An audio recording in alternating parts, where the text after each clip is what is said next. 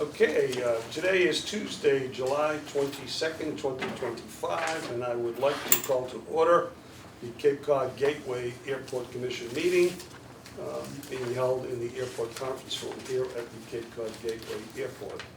For those who might be watching or need to know, the meeting will be replayed via Xfinity, Channel 8, or High Definition Channel 1072. It may also be accessed via the Government Access Channel, live video on-demand archives on the Town of Barnstable website. The first order of the meeting is to officially call it to order, and also let folks know that the commission meeting is being recorded and broadcast on the Town of Barnstable's Government Access Channel. In accordance with Massachusetts General Laws, Chapter 38, Section 20, I must inquire whether anyone else is recording this meeting, and if so, please make their presence known. I'm not seeing anyone except for trustee meeting department from town, which will be broadcasting our program. We will move on to item number 2, which is roll call. Chairman Flores? Here. Vice Chairman Gio? Here. Clerk Weil? Here. Commissioner Beerworth? Here. Commissioner Bailey? Here. Commissioner DeGeorge? Here. Commissioner Melo? Here. The Army Threat Christine Greeley is not here, but we do have a full quorum. Good. Thank you. Could we please stand and do the Pledge of Allegiance as a commission? I pledge allegiance to the flag of the United States of America and to the republic for which it stands, one nation, under God, indivisible, with liberty and justice for all. Okay. Item number 4 on the agenda is to approve a series of minutes from April 15th, April 29th, May 20th, May 28th, June 17th, and June 26th. If there are no edits, deletions, corrections, we can do them as a group, but if there are any additions or deletions, we'll have to do them individually. Mr. Chairman, Yes, sir. I would like to wait until the year 2035 to approve the April 15th minutes. Oh, I see a typo, good point. Yeah, the first one actually will be an edit, that's April 15th of 2025, not 2035. I don't think, well, I won't be on this commission then, I know that. Anyone else have a comment or an opinion?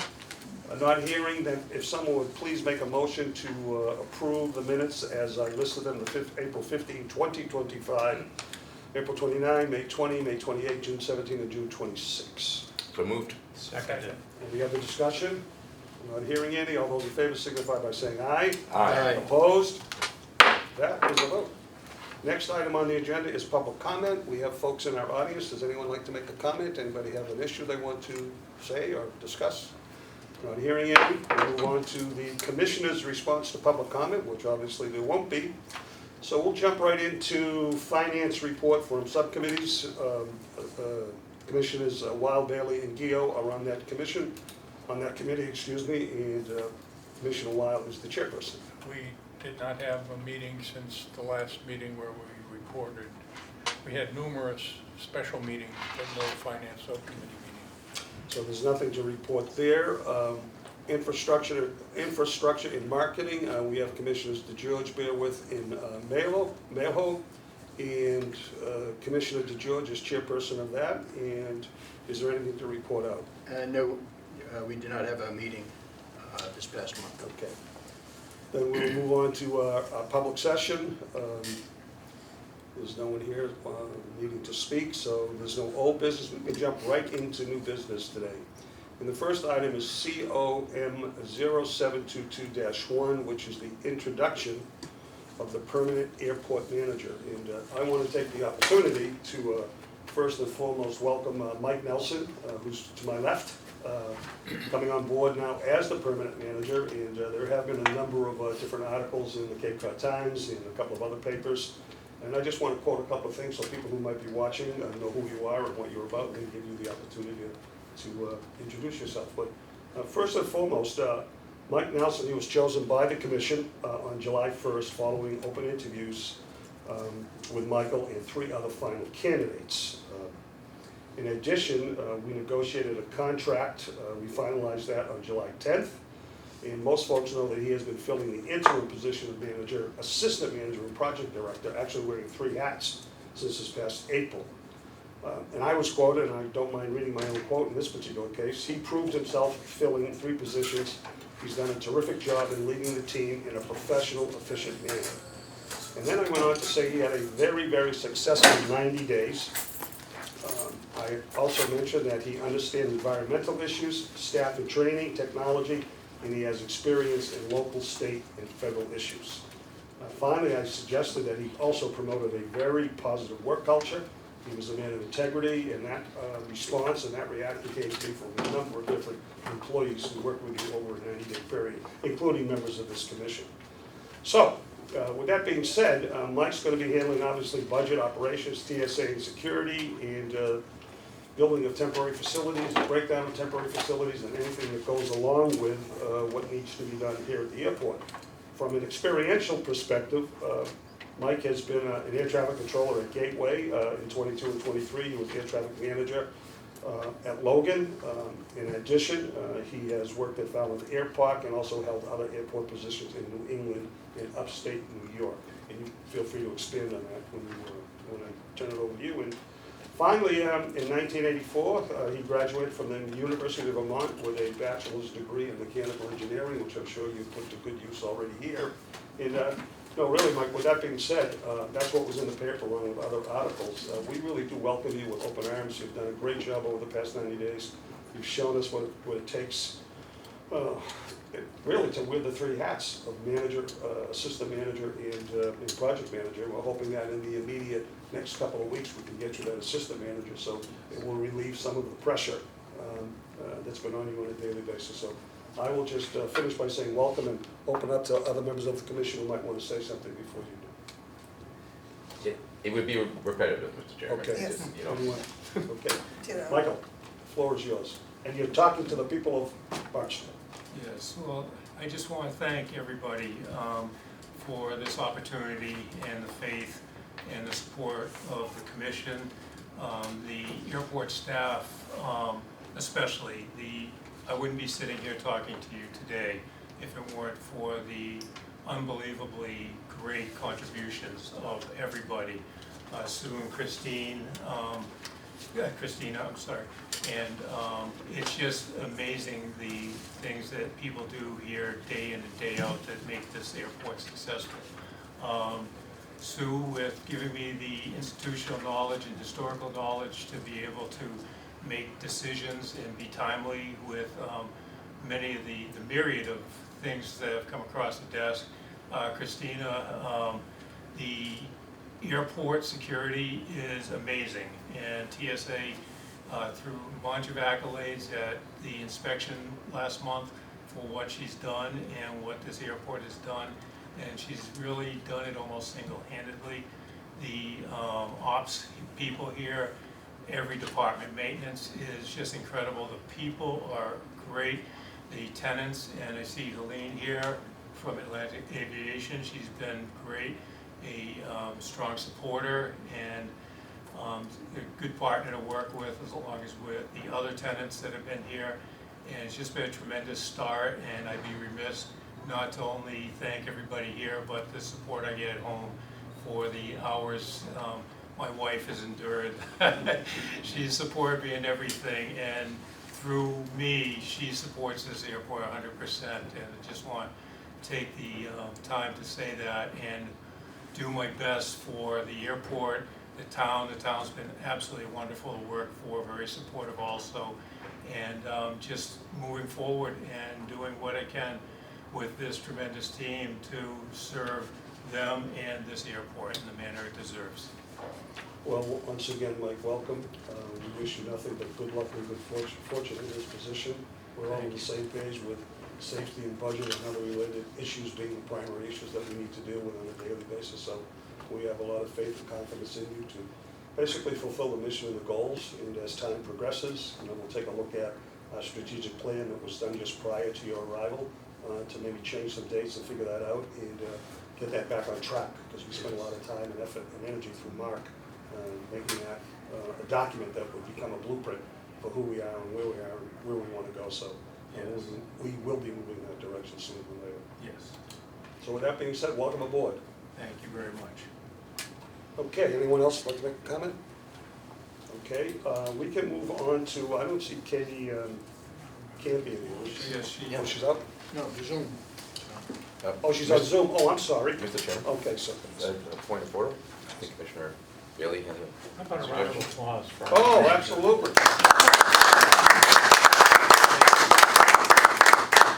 Welcome, welcome. Oh, I thought Katie was coming in person. So, this is COM 0722-2. It's WS Development, the landing at Hyannis presentation on latest updates by Katie Campion. She is the Vice President of Asset Strategy and Development. I don't think they really did a motion in the second, this is more or less a report. You can find out who is coming into the landing and who might be leaving, and new stores, and where people might want to go shopping. A lot of work going on there, I know that. Glad to drive by on 32. Hi, Katie, can you hear us? I can, yeah. You want me to share my screen? Yes, please. Thank you. Okay. I have my volume turned all the way up, and it's a little hard to hear some of the people, I think, far away, so just holler if you have questions throughout. Leave it, you want to screen this, so you can see, and I'll get a stiff neck out of this. Okay, can you see the Mike, can you screen? expand that window up top? There you go. Thank you. Yes. Thank you, Katie. Perfect, okay. Thank you, guys. Happy to be before you today. I've, I think, given you a couple updates over the last couple of years. My colleagues, Amanda Chisholm and Victoria McGuire, you worked with previous to me. And I did get married in the fall, so last name is now Campion, in case the announcement was confusing. As Mike suggested, I'm here to give an update on kind of what's been going on at the landing and what's about to happen. A lot of exciting updates. If you guys were there over the weekend, J. Crew had an amazing opening, one of the retailers. Just wanted to give a little refresher on the history of how we designed the property, what was really important, and hopefully how you guys would agree we've executed on that. I always like this graphic because it really talks to the areas of focus that we wanted to improve as we updated the landing. The connection to the airport, which is very important, adding enhanced greenery throughout, creating more of an entrance element, having this connection between what is now Whole Foods and this smaller building at the front, and then the green. And I have a very exciting update about the green. What's the biggest area of construction right now, site-wise, is phase 2. And I think you might recall about a year ago, I came in and showed what we were doing for phase 2, which has Chase Bank on the left, and then Panera with a new drive-through coming on the right. And I'll share updates about their construction shortly. So these are some of the renderings we showed with our initial design about how we were going to make and revitalize the landing and make it look like it belongs in Cape Cod, as it obviously does, using local architectural influence, adding greenery. This was about a year ago how it looked. And this was last week. Shake Shack sign is up, they have their seating out, and they are going to open next week, which is very exciting. So I think this will really bring the green we've seen has been very successful to date. People are already eating out there, but I think having a great fast casual restaurant at the end will really bring this part of the property to life. Another view of the green looking down towards Whole Foods.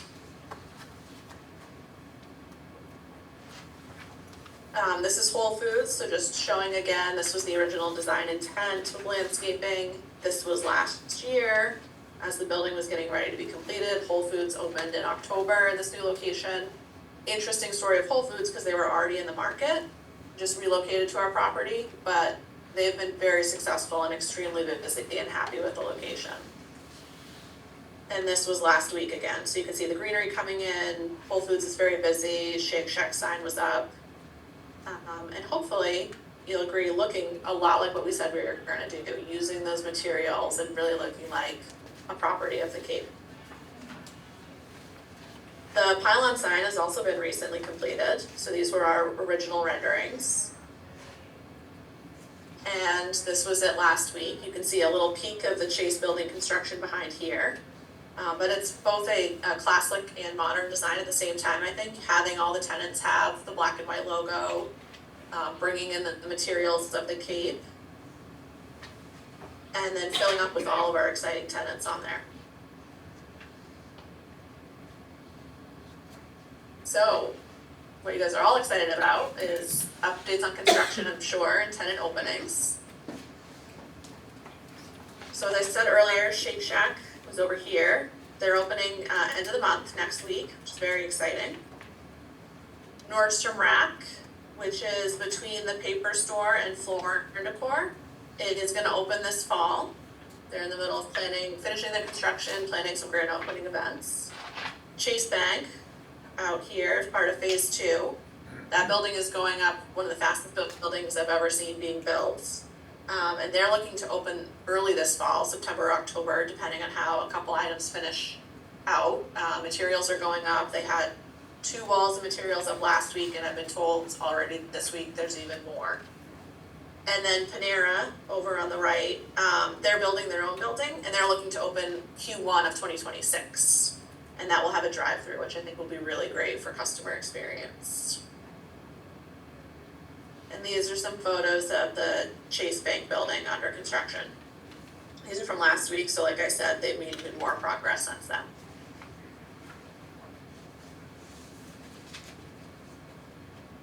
And that was it for updates. Members of the commission, any Questions, comments? Is it possible for us to get a rendering showing the exact location, labeling all the units, all the buildings, instead of just having a color chart? Show where Floor & Decor is, show where Panera is. Katie, can you hear us? Yeah, so you just want a plan that shows where each tenant is? Please, that would be great. Yep, I can send that over. Yeah, I was gonna ask for the same thing, so we know specifically what's going in each location. That way then we can share it with members of the town administration or the town council, because I personally get asked on a regular basis what's going in where, and I say, you know, I know what Shake Shack's doing, because my grandson's very excited about that place. Otherwise, Whole Foods I use, but the other places I'm not really sure until what you just shared with us, what's going in. So that would be a great addition, if you could send that. Yeah, happy to do that, and we'll just double check the addresses on our side and then send that over, because I know a lot of people refer to them by their address, and make sure we have that accurate. Mike and Suzanne. Yes. Okay, other comments? Okay, Katie, let me, this is Commissioner Flores, I want to thank you for sharing that with us, and keep us in the loop on a regular basis as to what's changing. If there's any additions, if there's any new tenants coming in, please keep us in the loop through Michael or through Suzanne, and in turn they can share that with the commission. Certainly, happy to do so. Thank you, Katie. Thank you very much. Thank you all. Have a great day. You too. Okay, moving on to reports of our special committees. Today, we will be getting a report on noise. We have Christina Lounsbury, who is responsible for keeping us in the know and dealing with customers and tenants and abutters relative to what's going on. So Christina, we'll turn it over to you. Certainly, thank you very much, Chairman. So we have the quarterly noise report. We're looking at April, May, and June of this year. I'll just go through the months. In the month of April in Centerville, we had 2 calls from 2 citizens. In Yarmouth, we had 1 call from 1. In May, in Centerville, we had 13 from 2. In Hyannis, we had 1 from 1. And then in June, Hyannis, 1 from 1. So looking at our quarters, last year and this year about the same, but we're about double in total complaints from 2024. And as you go through the report, we have the specific information as to who is calling us and what the specific issues are. We did have 1 caller who had about 5 flights that were not either arrivals or departures for our airport. They're kind of in an area where they get the traffic north and south as opposed to our airport. Further as you go in, we have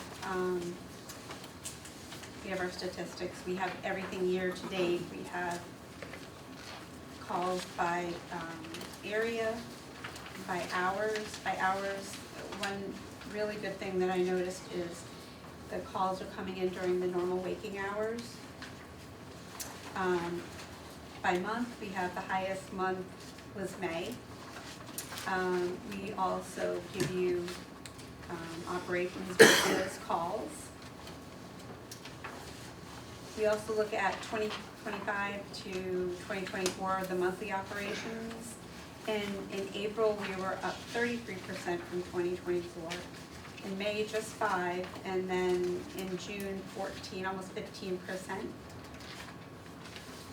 We also look at disturbances by type of aircraft. I did note, I had to put it in with military. We had a caller who had a low-flying helicopter, and it was a state police search helicopter looking for a missing person. So I put them in with military because we don't really have a separate category for that. And then the last one shows year-to-date based on engine type, and that is without our overflights, as they're not our arrivals or departures. Is there any questions? Mr. Chairman? Yes, sir. Christina, on the first page, at the very bottom, it says second quarter, year 2025, and the number of complaints, it lists 1. But the chart at the top lists 18. So right above that, the little chart you've got there, it says first, well, it should be second quarter, I apologize. Oh. Incomplete complaints, so it Okay. goes up to the larger, and if you look in the report up at the top next to Yarmouth, I have the double asterisks indicating what we've got right below the first part of the chart.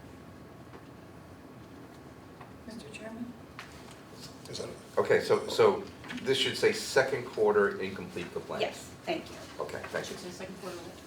Just second quarter instead of right Yes. here. May I ask a question? Yes, Commissioner. Christina, on 523, we have 5 calls within 8 minutes from one person. They are listed as separate complaints. Why would that be? So how I've done it traditionally is, especially, so this person actually didn't make separate calls. So they called and they listed the times as opposed to making separate calls.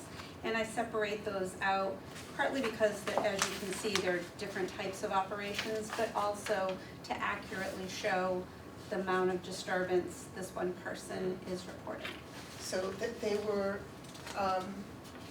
all different aircraft that he was. So some, as you can see, yeah, different, not so much as different types, but we're looking at different operations, meaning some belong to Cape Cod Gateway Airport for arrivals and departures, and the other ones were just coming through our airspace, either north to south, coming, for instance, like to Boston, going down to New York, things along that nature.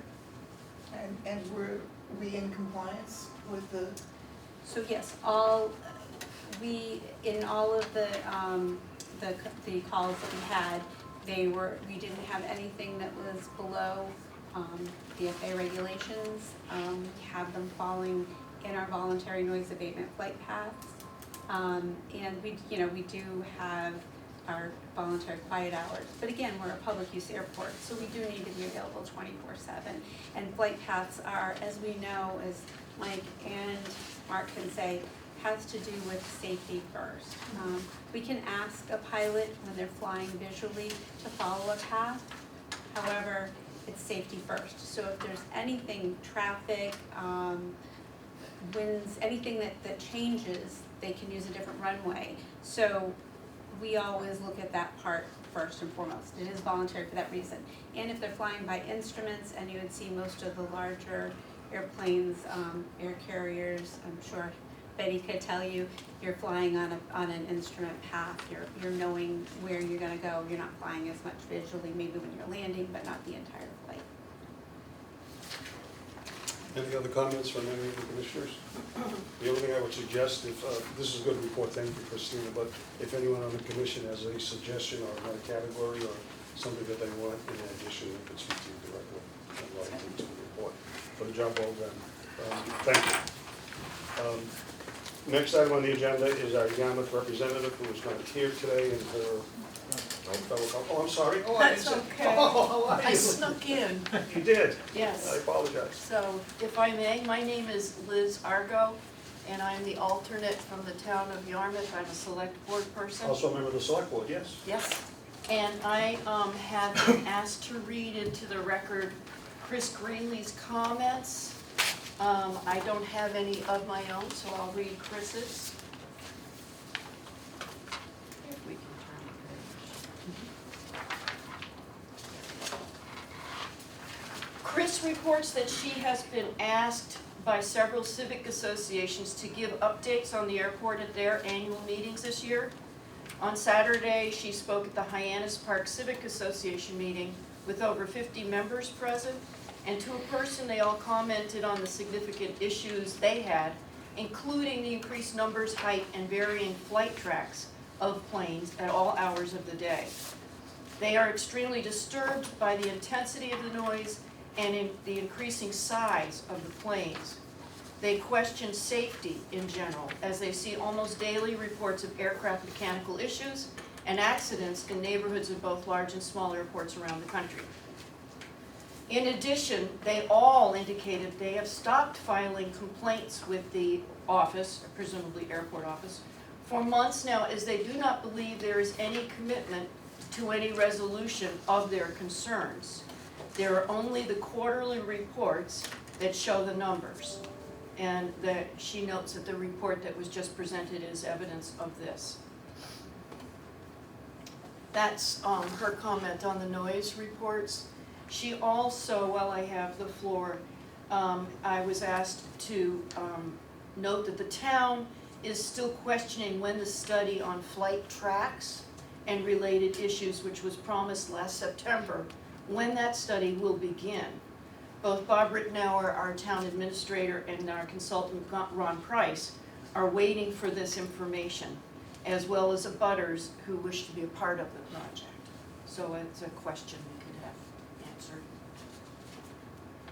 That is her comments. Those are Thank her you. comments too. Any comments from any members of the commission? Okay. We'll take all of that under advisement and respond accordingly. Next on the agenda are updates. Manager Nelson, I assume we'll begin with the July to-date fuel sales.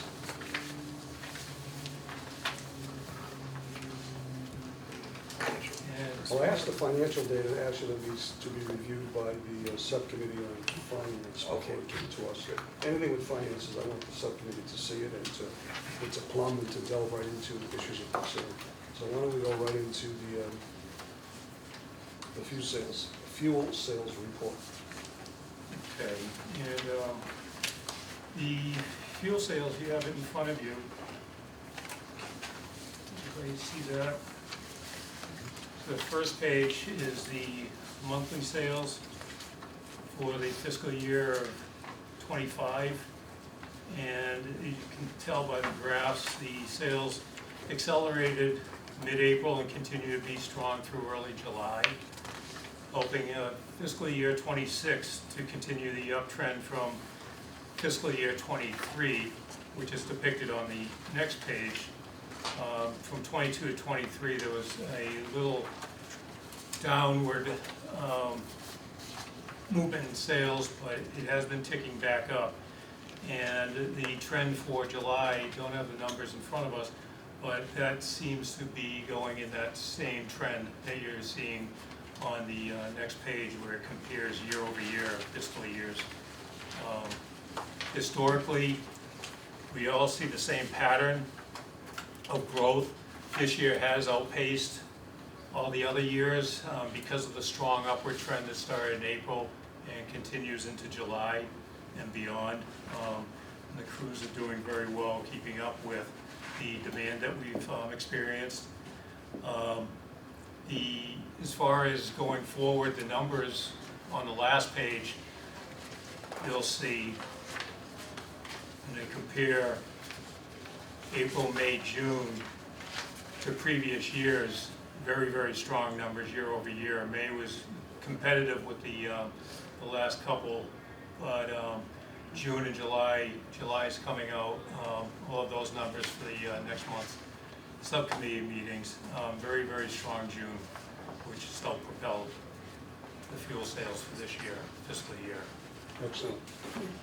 I do know that as an enterprise account, we don't cost the town any money, and I do know that at the end of this fiscal year, FY '25, we did come in with a substantial balance, so that puts us in a good position. Yeah, and that's not certified, as you know, yet. Correct. So we'll, I don't want to shit we'll see that. but It we does seem to look, be in good shape. it does look good, yes. Once that is certified, we will make that announcement. Yes. Thank you, sir. Yes. I just wanted to say, I can't see, nor can anybody watching this video. It would be much more helpful to have those up on the board Good point. for those who are watching. I have no clue, you know, you were talking about, you can obviously see, you can't see anything. Good point, Betty. Can we make sure that we have PowerPoints for those? Yes. Great. The intention was there, and then the day got away from me, to be honest. Okay, other reports, other updates? And as far as the terminal seasonal structure, just so everybody's aware, we haven't utilized the secure area this season due to lack of scheduling conflicts and delays that overlap flight schedules. So there has not been that time when we've had many aircraft delayed and overlapping each other. It's been very rare to have more than one or two aircraft on the tarmac, which is a good thing for the scheduling. Especially by American, they've seemed to have very few delays this season so far. Where JetBlue, they've had delays, but they're after all the American flights, so that their delays aren't impacting any of the other passengers that would need potential area. So with this, the airlines continue to ask for the secure area just in the event that they need it. And so I've been looking at it as it is an insurance policy, no different or similar to when you walk through a major airport or even some medium-sized airports where you see empty gate space all the time. When I was working at Logan all those years, I'd take terminal walks once or twice a day sometimes, and there was a lot of empty space in the terminal. It's there for the need as an insurance company is. So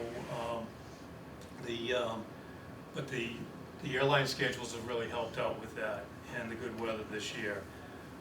And we'll be working, or I'm working right now on future options going forward, and we'll present that to the subcommittees in beginning of August to really see what we want to do for the future and what makes the most sense going forward. Any questions on that? Commissioners? And as far as the airlines themselves, American, who serves Reagan National, Washington DC, LaGuardia, Chicago, and Philadelphia, their passenger loads from the 19th of June till the 17th of July, they've had 5,300 passengers inbound, 4,591 outbound, for a total of 9,891 passengers. So they've had very good volume for them. And JetBlue, their service to JFK, John Kennedy Airport in New York. And for the month of July, they've had 1,376 inbound and 1,351 outbound, for a total of 2,727 passengers. So for that one flight, they're flying the Airbus 220, bringing a lot of people to Cape Cod, back and forth. So right now for the season, we've just eclipsed 12,000. And those are approximate numbers, with just about halfway of the season to go. And American will complete their service September 2nd, and JetBlue October 14th.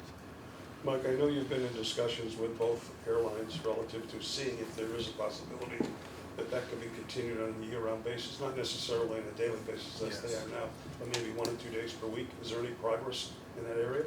Not yet. They've hinted at the following seasons, but they really haven't hinted at or put any serious discussions into what they're gonna do for the off-season of the winters Because here yet. there's a lot of snowbirds on Cape Cod who would love to be Yes. able to fly from Hyannis to Palm Beach or to Fort Lauderdale or to Fort Myers or to Tampa in JetBlue. That's their route. Yes, and part of that discussion is runway lengths and configuration right now. It's a tough routing from Cape Cod because all those aircraft have to go out over to the northeast, over Marconi, upwards north of Boston, Manchester. So they're flying over 100 miles before they even start towards the destination, which concerns how much fuel they have to have on the aircraft. And if there's an emergency, if they have to return here, can they return with that much fuel with these runway lengths? And the purpose is they have to fly north for the sake of our audience who's listening. So to get anywhere from New England, because of the traffic flows, pretty much we're the end of the world as far as air traffic's concerned. So yes, there's about 135-degree shape that extends from south of Long Island to Marconi area, east of, I should say, the elbow of Cape Cod, and then that extends northward. Everybody's coming into New England, but there's no routes to the east or the southeast out of this area. So in order to have flows into the safe flows into the region, they all come up from the southwest New York area, say, and everybody has to go outbound towards the north of Boston, so that we are not having head-on traffic back and forth. Yeah, if you can imagine a funnel, and the wide end of the funnel is over New York, and Boston's at the narrow end of the funnel.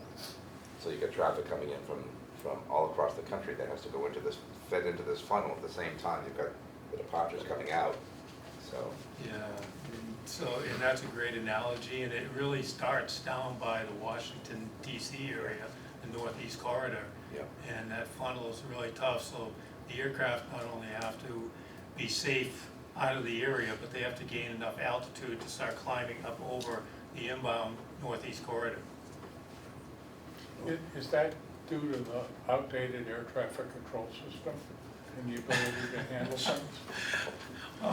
All I can say about that is air traffic, there was an effort, and it's successful over the rest of the country, free flight where you can go more point to point. But in the northeast corridor, we're just so congested, so confined, we just aren't able to do that in a safe manner. You know, unless it's 1, 2 in the morning, and then, you know, Boston Central let the aircraft kind of go on their way direct. But outside of that, your normal air traffic business hours of say 5 a.m. right through, depending on weather, 11, 12 at night, that's a real tough one. Chair Flores? Thank you. Yes. Can I ask, why is it seasonal? It is seasonal, right? It's a seasonal issue? Based on, to my understanding, customer demand. There's more demand, especially going to the Cape Cod this time of the year. So we get the leeway when we have the demand, but when we don't have the demand, we don't get that flexibility. Well, it's up to the airlines. Right. It's their scheduling and whatever numbers they run to figure out if they have enough they have the capacity, if they have enough demand to actually be profitable. Which is why I suggested maybe just 1 day a week or 2 days a week. 2 days a week, You know, yeah. people would bundle, and I think there's a possibility that if you pursue that with whoever is the director of operations at either one, because we do have another fellow who was the director of operations, I think originally came out of Cape Air, so he does have a pension. He knows our neighborhood. Yes. Maybe help make that work. Yes, those talks are ongoing. Great, thank you. You're welcome. Okay, lease updates. So right now, we're in the process of vetting appraisers for appraisals of the steamship leased area, Mildred's leased area where Suffolk Construction has left, and the HMI lot, and the other side of Barnstable Road across from the HMI leased lot, so that we can get the most up-to-date fair market values for those prior to moving forward with any lease negotiations. So each of those have to be subject to an RFP? That's all dependent, we're working through those requirements right now. Steamship appears that through Mass General laws that they shouldn't be required, but I just want to make sure through council that that is indeed a fact. HMI, that appears that it's going to have to go through RFP. Not sure, I'm in the final stages of verifying that. And also for reef parking, the same issue. There's some matters that we're trying to clarify now before we move forward. One point of information, and then I'll recognize you.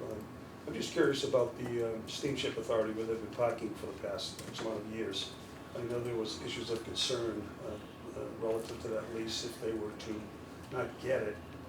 Where would those trucks park in terms of, would it be downtown, which would create havoc? So I want to be somewhat sympathetic to what their needs might be, but at the same time, get a fair market value price. Yes. And where I'm going with this, there's always been complaints about the condition of that lot.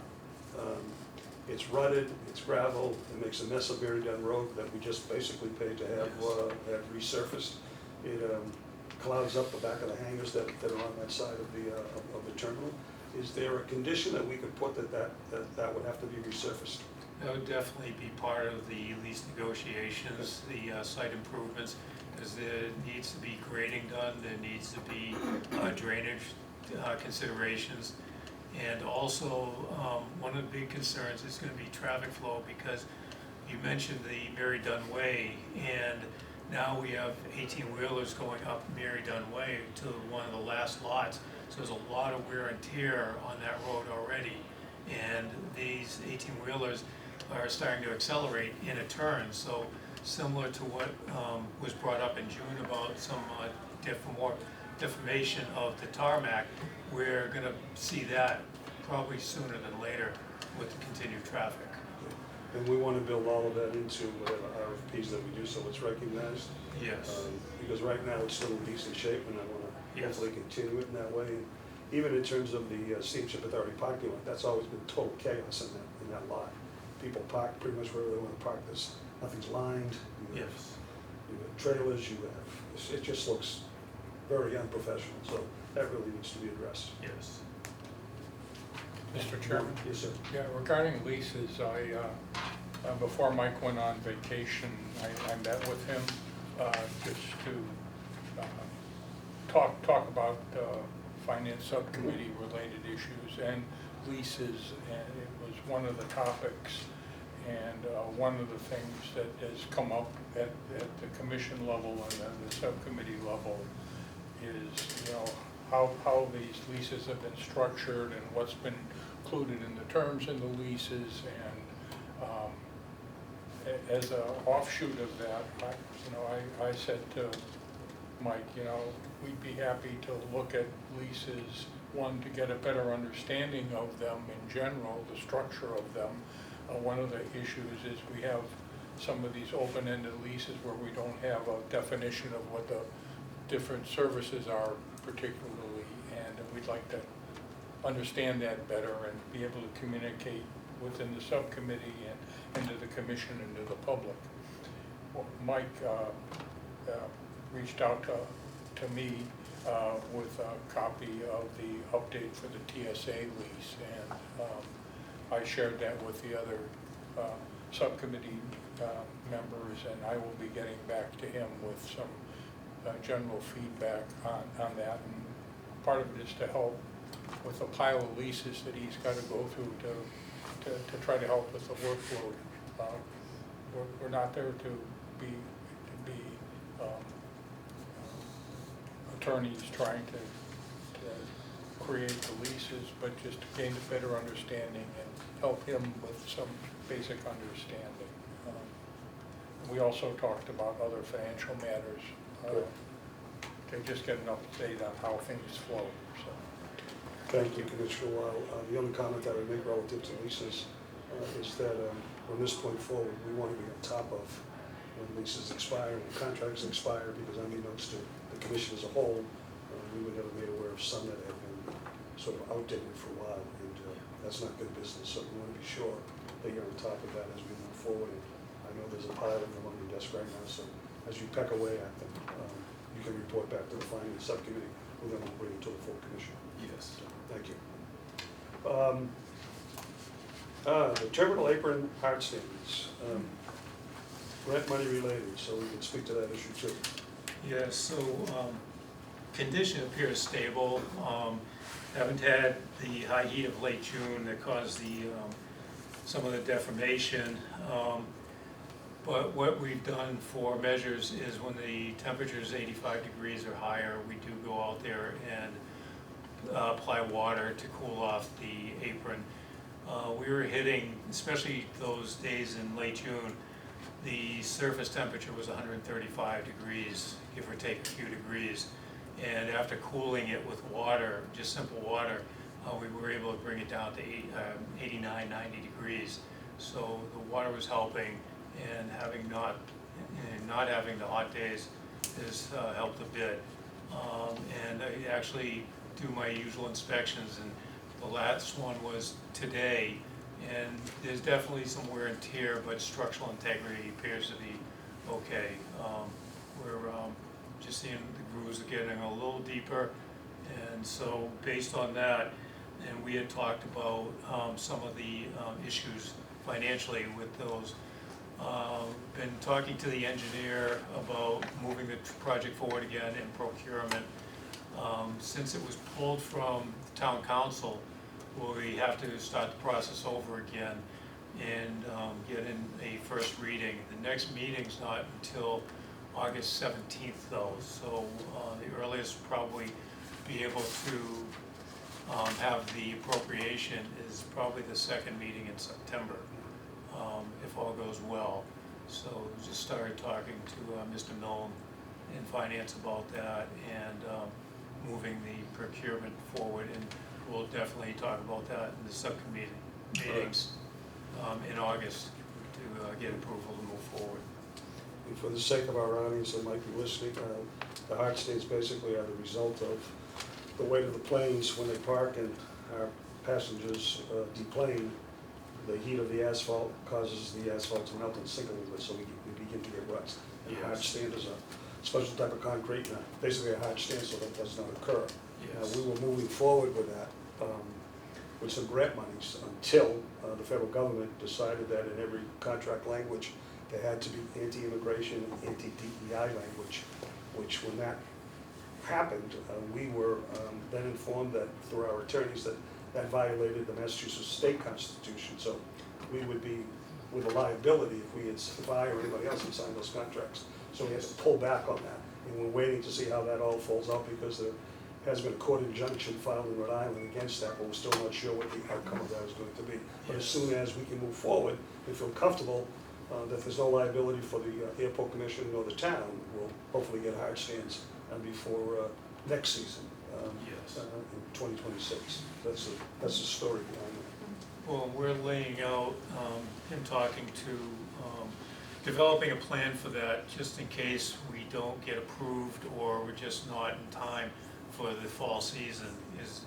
So maybe we can start excavation this year if everything is approved, and just, seal off the area, and then in the spring pour when the time is right.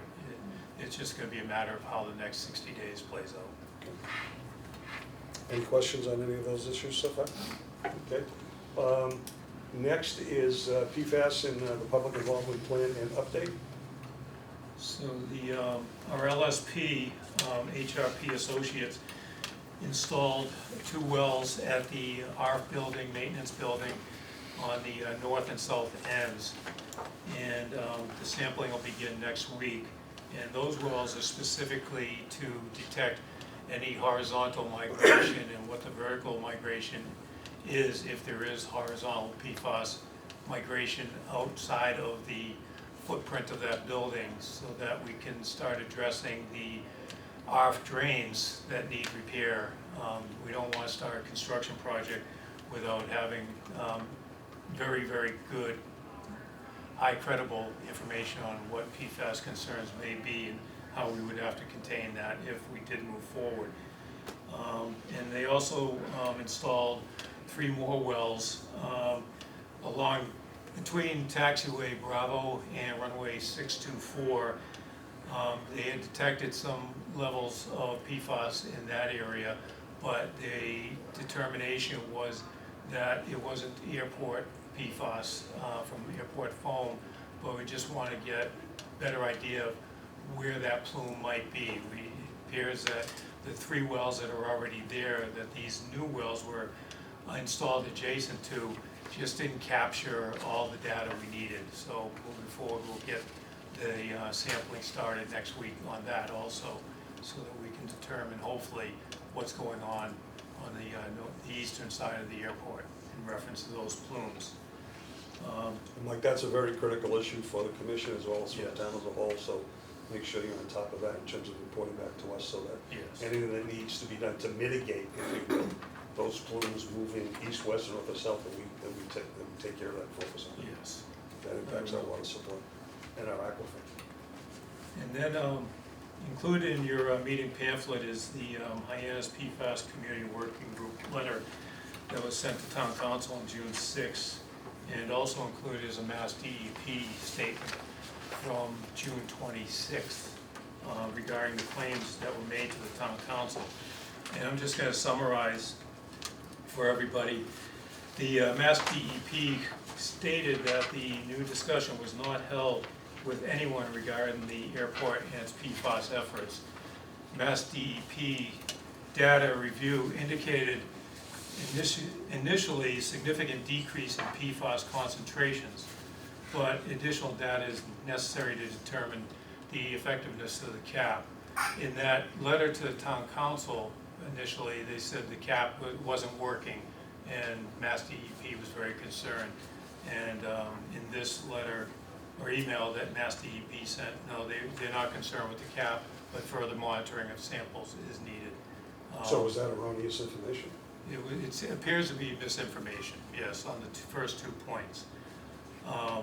And the letter to the town council alluded to cracks in what the airport was doing, and they based that being on a liability concern, that we were doing things to not be transparent, that because we were afraid of potential future liability. But the DEP said that the reference to cracks don't involve any alleged liability concerns, but reference to cracks concern is the airport's agreement to sample on the other side of the Mar wells. And 3 wells have been installed for sampling, and the Mass DEP will review that data. So there was a disagreement, or both the LSP for the airport didn't see eye to eye, but now we are sampling from that area just to find out what's going on. And the DEP will review those results when they come in to see what's going on. And that was presented at the, Brian Massa of the HRP Associate presented that at the groundwater and PFAS concern meeting that was held in June. June. So we're good there. The letter was not very accurate, didn't portray the airport in a very good light. Has this Hyannis PFAS Community Working Group that sent that initial letter, have they been informed of the findings of the Mass DEP subsequent to this? I do not know. I personally did not feel that it was in my place to go and start responding to the Hyannis group. And this correspondence was going on between the Barnstable DPW and Mass DEP. Is there a figurehead or a chain of command who runs the PFAS Community Working Group? Is there a person that is the point person? I didn't see a name Or is it just a group? on that, just a group. Mr. Chairman, Yes, sir. would it be within your purview to respond to the Barnstable Town Council with a letter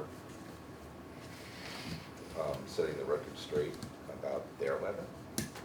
That way you're That not would be- responding to the group, that you're would be responding to the town appropriate. council. I was going to suggest that. Yeah.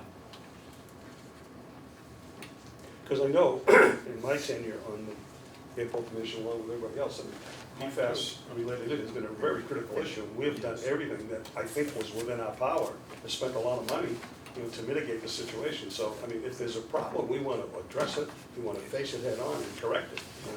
There's no secret here. It's not about liability. It's not about, yeah, we want to make it right and move on, yeah. We want to make it right.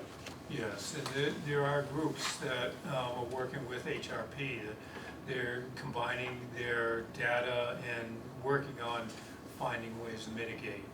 So this letter kind of wasn't consistent with those efforts to provide everybody with the best information. Well, the letter was a complete surprise to me as chair, as airport commission chair, as well as the other commissioners I shared with me, because it was not our understanding that any of these issues were still ongoing. That we had this under control. So I'm glad to hear that our consultants as well as Mass DEP concur with that. But at the same time, if there are members of the public who are still concerned, I still feel as a commission, it's warranted that we address it and make those people feel comfortable. Yes.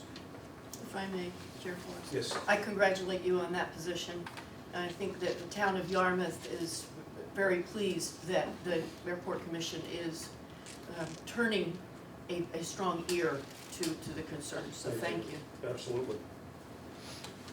Okay, what's next? Future review of rules of procedure, possible workshop, is that to do with PFAS? No, that's just how we approach meetings and stuff like that. Before I came to Cape Cod Gateway Airport, I had watched some of the commission meetings, and I was involved in quite a few since I've been here. Sure. And just trying to, and it's aligned with what the town has been talking about, is creating possible work groups or workshops that work on communication and understanding of everybody's needs and being respectful of each other and listening to each other, taking everybody into consideration. I know that as I've said at the beginning of the meeting, the airport has been a wonderful place to be, and the people and the staff that have gotten the airport to this level of success, as you alluded to earlier. Financially, the airport's doing very well. That's at the work of these people that are in the trenches, day in, day out, doing this. I'll sit here in the office, and for a financial report, I'll be at Mary Dahl's desk going, hey, what's up with this? Fuel questions, I go over to Kim. It's just, it's an amazing staff, and I think that they need to be included, whether it's the updates I've been putting out to the commission, and just being known out there, not these faceless people that are doing all of this work and creating all of these amazing results and not being recognized at all. And I think that's a level of respect that needs to be extended to our entire workforce here, because here, you gave me the trust and privilege of serving this airport, but I think that the position is serving the community and, as importantly, the employees of this airport. And so working at something that is going to really drive home that they're a part of this, and basing all of the stuff we do on facts and data and really needed information.